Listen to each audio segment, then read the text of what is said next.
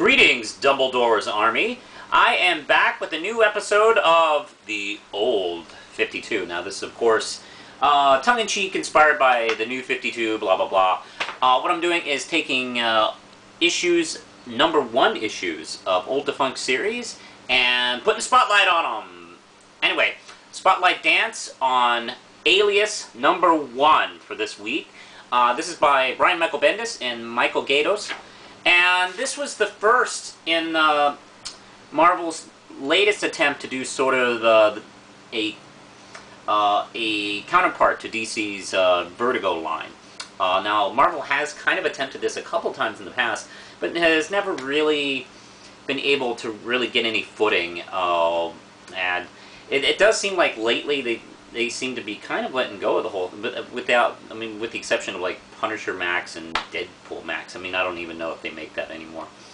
But this was the first book in the line, and this was when Brian Michael Bendis was just getting kind of going over at Marvel. He was a indie writer, and definitely got the attention of the staff at Marvel, and he was very, very quickly catching on at the time he released this issue. Now, Alias number 1 follows the adventures or cases, I should say, of Jessica Jones. She is a private investigator who used to be a superhero. And to make sure that you know that Marvel is doing a R-rated adult line book, in the first panel is the word, someone screaming, "Fuck! This is fuck! God fucking damn it!"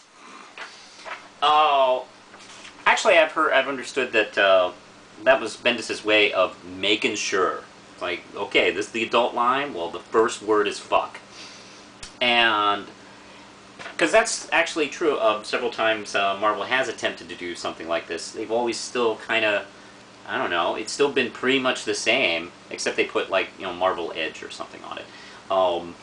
In the first scene, Jessica Jones is consulting with a client. She had gotten a case to follow his wife and see if she had been cheating on him, and yes, she was. And of course, his instant reaction is to blame all women and attack her. I don't know, he's such an asshole. Snooping around lives, what's that fun? Couple of laughs? You know, great way to make a living you got here. You hired me. You came to me. And he, like, you know, says, you know, fucking bitches all you. And he attacks her. And she promptly responds by throwing him through the door. That brings the police. And they basically check on it.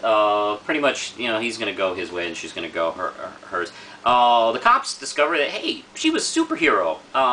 She'd once been called Jewel. And no. Her power had nothing to do with making crappy folk songs and shitty poetry. She was kind of a Miss Marvel type, actually. She was actually even friends with Miss Marvel. Carol Danvers. She could fly and she was super strong. Actually, she still is. And you'll discover... Actually, what's interesting in this first issue... it's kind of vague if she still has her powers or not. It does seem like she's still super strong.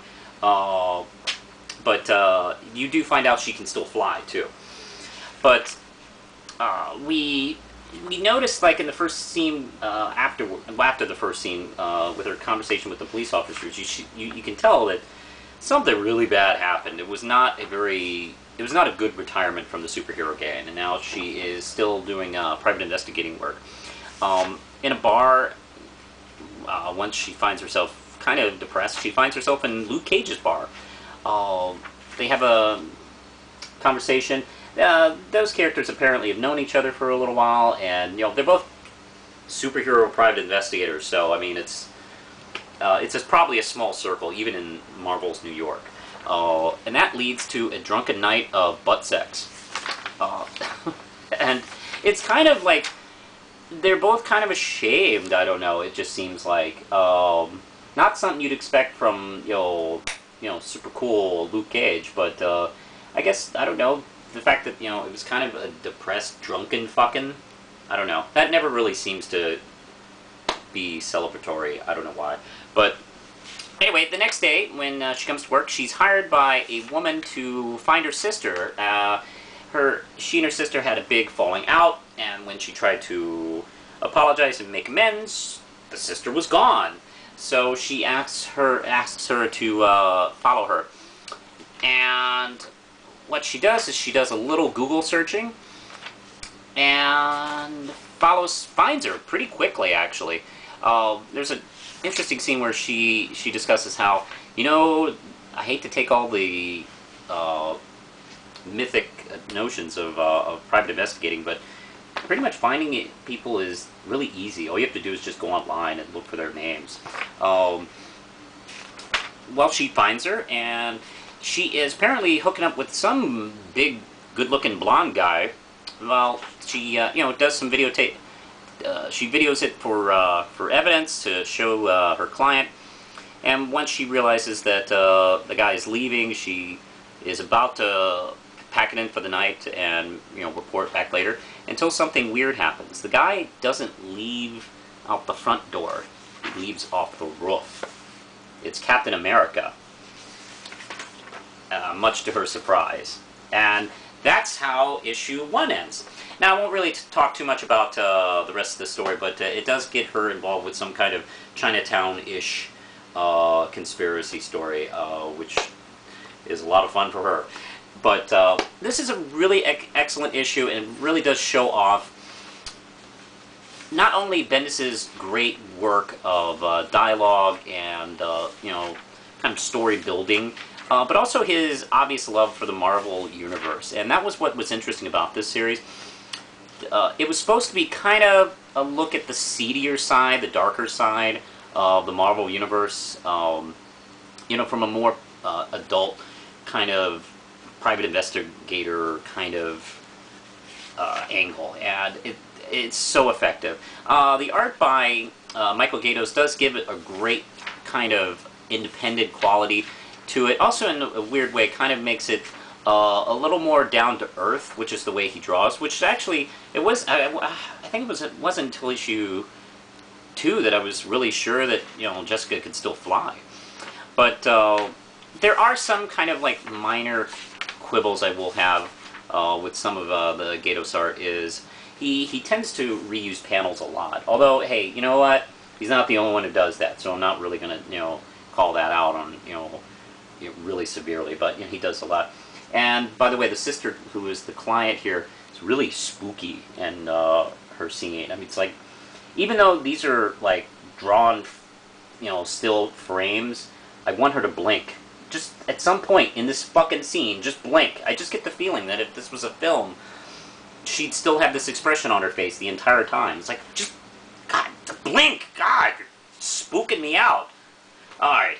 But, other than that, this is a fantastic issue. I highly recommend this book, especially if your only association with Jessica Jones is her role as Mrs. Luke Cage in the Avengers books.